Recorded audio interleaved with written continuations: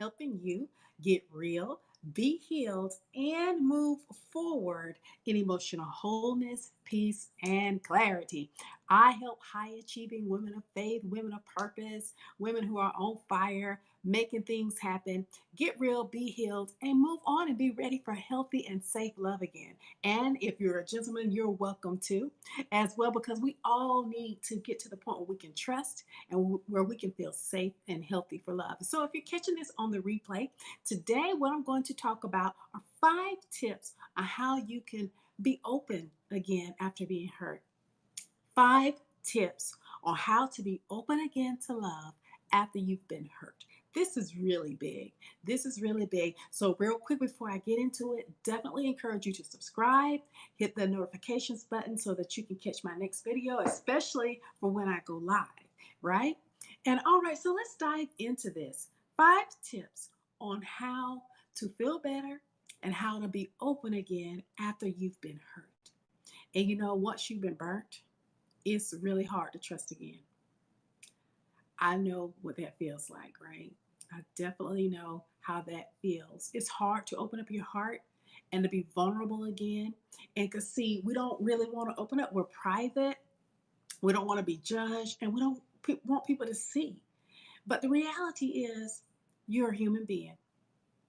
You're a human being, and human beings we are wired for connection. I love this quote here by Dr. Joanne Kakator. I cannot say that last name correctly, but she says this: there simply is no pill that can replace human connection.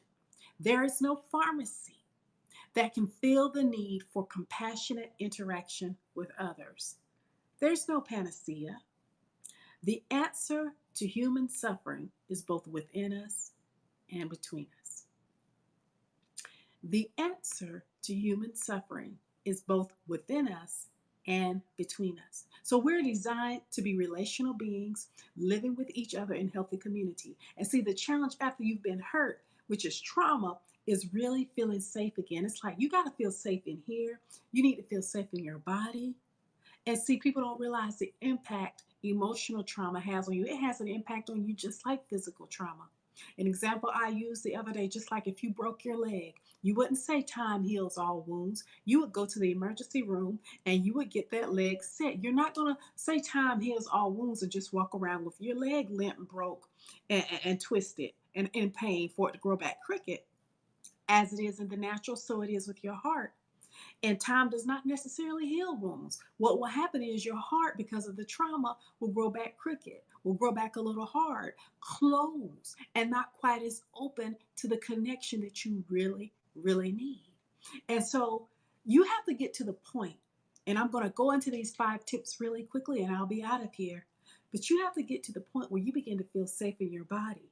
If you're still getting physical symptoms at the mention of their name, if seeing their picture on Facebook, seeing something of them on Instagram causes you to feel some kind of way, you start sweating, your heart starts racing, your hands feel sweaty, then that trauma is still in your body. And that means you're not feeling safe. And that means you're not fully open. So how do you get to that point? How, just real quick, when you're at that place where you're still feeling anxious or nervous about this situation, that trauma is causing you to shrink back. Trauma makes you small. Trauma causes you to shrink. Trauma causes your heart to close. And you can't function in your life and in your purpose and be your best and highest version of yourself if you're shrunk back and small because you're still tore up and in pain and in anxiety about what happened. But when you're healing and when you're moving into wholeness, you tend to expand. You're more open to love. You're more open to life. You're more open to all of the possibilities again because you're not stuck in that trauma shrinking stage. This is why we have to get to the point where, okay, I got to learn how to open up. I got to learn how to trust again. And this is a big deal. So number one, these are just some real quick tips that can help you understand or get to the point where you can begin the process of learning how to be open again after being hurt. Number one, and I said this in my previous video, but I'll say it again. The other video I did on my affirmations. Number one, you need to deeply, deeply realize that the person who hurt you, That's in the past. It's in the past, boo. The past and everything that happened is right here in your head. The past is over. So the only place this happened, real estate, is right here in your mind. The stuff you keep thinking about. And how often, and I'm the first one, how often rehashing, mm, going over what happened. It's keeping your heart stuck there, right? And I love this quote by Dr. Faith. She says, when we don't heal our past, we abuse our present. And when you're in trauma and you're in shrinking mode, you're abusing your present and the blessings and the opportunities that God has for you because you're too scary. You're shrinking and you're still stuck in your head. The past is way over here. It's gone, but you're still living in it in your head. And so the person who hurt you in the past, that relationship, that boyfriend, that ex, whoever, you know, they have nothing to offer you in your present life. Let me say this again. The person who broke your heart in the past has nothing to offer you in the present. So why let them shape your future? Let me say this one more time because I'm reading it off my notes, you guys. The person who broke your heart in the past has nothing to offer you in the present. So why let them shape your future? Tip number one, and being open again after being hurt, is number one, deeply realize that the person who hurt you, they're in the past now. Number two, use this breakup, use this situation as an opportunity, as a catalyst to show up as the next best version of you. You don't have to beat yourself up over what happened. If you felt diminished, disrespected, this time you can show up and be the next best version. You can show up and be the courageous version of yourself. You can show up and be the version of yourself. The minute you see those red flags and you know enough from what you went through at this point that people are not going to just change because you want them to. They're not going to change because of your love and tender kindness. They're not going to change because of all your prayers. They have to want to on the inside. Because you know those things now, you got the courage and you're built up on the inside and you know that you're accepted and loved by God and you've done your work. You have the courage to say deuces. You have the courage to walk. And see, this is your chance. Number two, this is your chance to reinvent, rebrand, redo again. It's not too late. So this new you, you're going to work on the new you that's more refined, wiser, self-compassionate, and self-aware. This is your time to level up emotionally, physically, mentally, spiritually for the next part of your journey. So number two, use the breakup as a catalyst to be the next best version of yourself. Number three, I want you to take your time. Take your time. Cannot emphasize this enough. And without taking that time to reflect, to go in, to pause, to get therapy, to get coaching, to reflect, to spend time with yourself and unpack what happened and process those emotions and feel those feelings. Don't numb it. Don't run from it. Don't be out here on dates and dinners on Bumble and Tinder and Plenty of Fish and all these other apps and OkCupid and all this stuff out there. Instead of doing all of that, you take that time to reflect. Because if you don't, you'll rebound and attract the same situation again, a different person, a different look, but the same dynamic. So if you're one that falls in love so quick after a breakup, you're the first, you break up and the next minute you're out on a dating app and now you got all these feelings for somebody else. That's simply a transference of feelings and baggage from the old relationship into the new relationship. You haven't healed. Take your time. Tip number three, take your time. Tip number four in how to be open again after being hurt is trust yourself.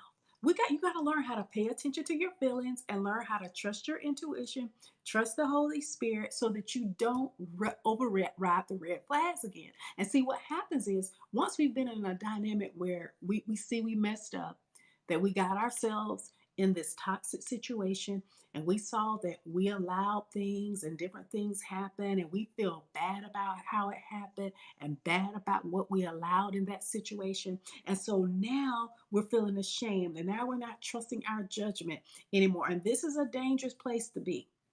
You don't have poor judgment just because you got hurt. You have to dig deep. Just because you've had a painful experience, just because this was a bad relationship experience, just because it was toxic, you just went into it, you were hoping for the best, you were believing for the best, you were given the benefit of the doubt, you was praying, you did all of those things and it still turned out jacked up. This is not the time to beat yourself up. Just because you had a painful experience does not mean you should not trust your feelings. So you got to be able to build trust in yourself again. And how do you do this?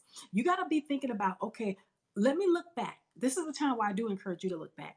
Look back and look at the times where you did make good decisions, where your judgment was sound, the times where you trusted that intuition and it turned out to be the right thing. This could be in business, this could be in ministry, this could be at home with your children, this could be in any area of your life, right? The times where you make solid decisions, where you trusted yourself and it worked out.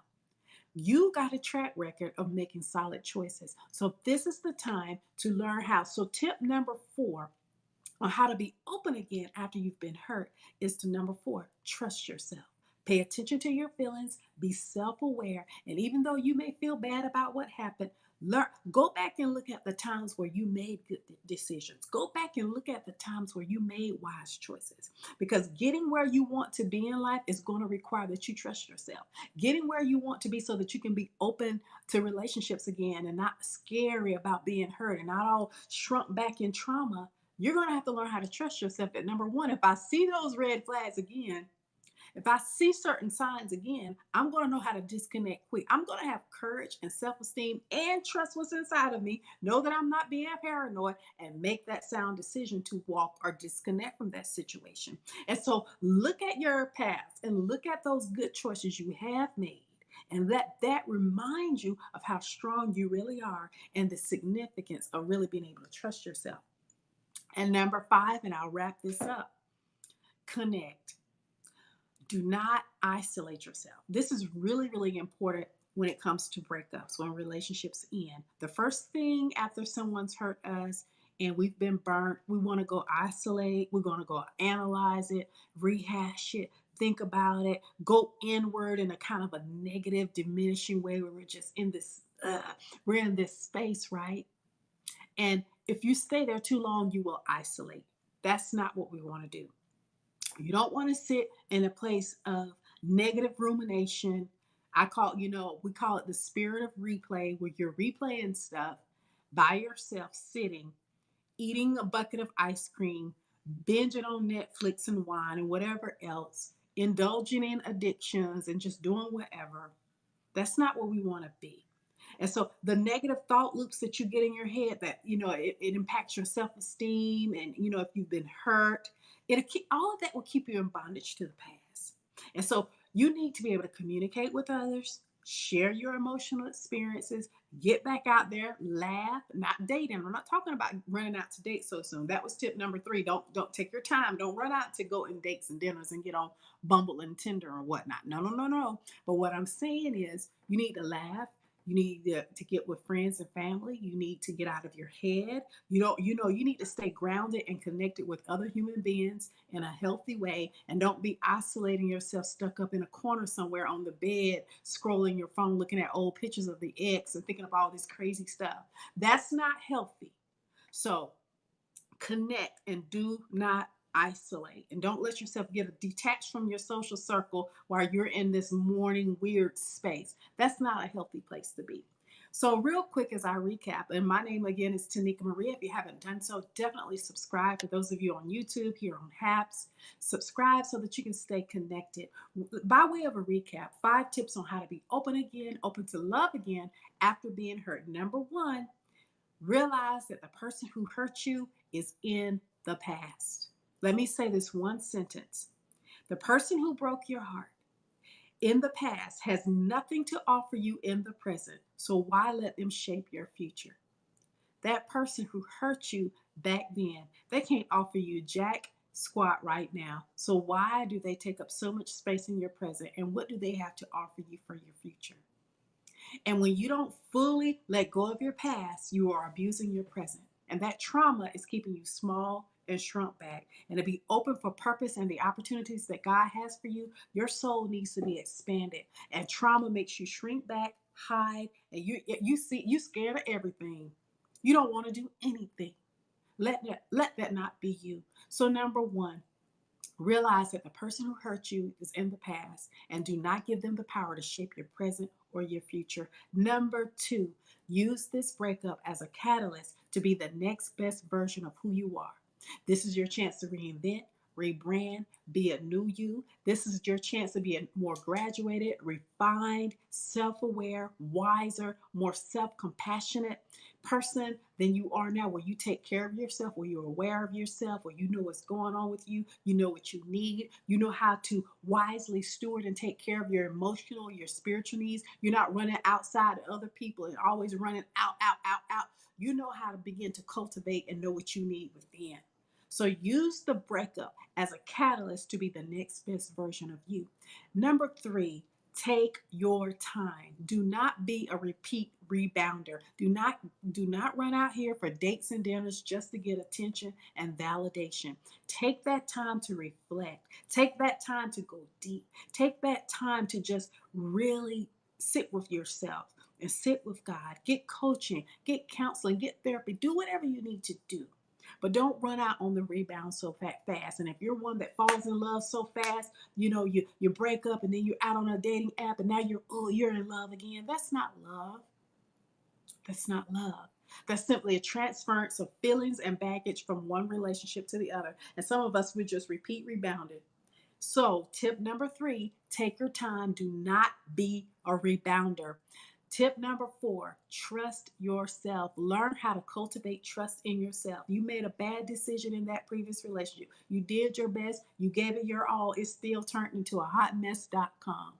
In spite of all of that, you need to dig deep and say, let me look into places in my life where I did use my intuition and my sound judgment and I made a right choice. And you look back in business, you look back on your job, you look back in your family, in ministry, children, whatever, and you look at those times where you did trust your instinct and you did trust your gut and it came out right. You trusted that little still small voice and it was right. So just because you feel bad and just because you have pain now about what happened, that does not mean you can't trust yourself again for the future. This is how you're going to be open again for a healthy relationship. This is how you're going to be open again to purpose. And you got to be able to trust yourself, or elsewise you're going to get back in the same cycle again. You'll fall for the same red flags again. You get caught up in another messy situation all over again because you didn't trust yourself. So we got to be able to trust ourselves. And finally, tip number five, this is my real quick recap. Connect and do not isolate. The first instinct after we've been hurt is to analyze, dissect the situation and sit in negative rumination. You need social interaction. You need to laugh. You need to be out and about. You need to stay grounded in reality and connected in healthy community with other people. Do not sit up by yourself after a significant trauma like a breakup and sit up by yourself, binge watching Netflix, eating ice cream and doing all this stuff. You need to be out and about, right? You need to be doing things, not on dates and dinners, but you need connection, right? And so that's what I wanted to share with you all on today. And so if this has helped you, definitely share this out. Let me know in the chat and subscribe. My name is Tonika Maria. I'm a certified life coach, all about helping you get real, be healed, and move forward to be healthy and safe for love again, for you to feel safe enough in your heart to be able to love again, to be able to get on purpose again. Follow me on Instagram at Get Real Be Healed. Check me out on YouTube or here on Haps if you're either whatever platform you're on. And I look forward to being out here soon. I encourage you, click the link in my bio at by way, and for those of you who are on YouTube, I have the link in the description. Get on my list to download your free audio teaching of 5 ways that we unconsciously block the flow of love. This is some more in-depth training on the ways we unconsciously block the flow of love in our lives, and it comes with a downloadable PDF sheet, absolutely free. You need it. Grab it, get on the list, click the link, and let's stay connected. I am Tonika Maria, and I'll be back out here again soon. Take care and talk to you soon.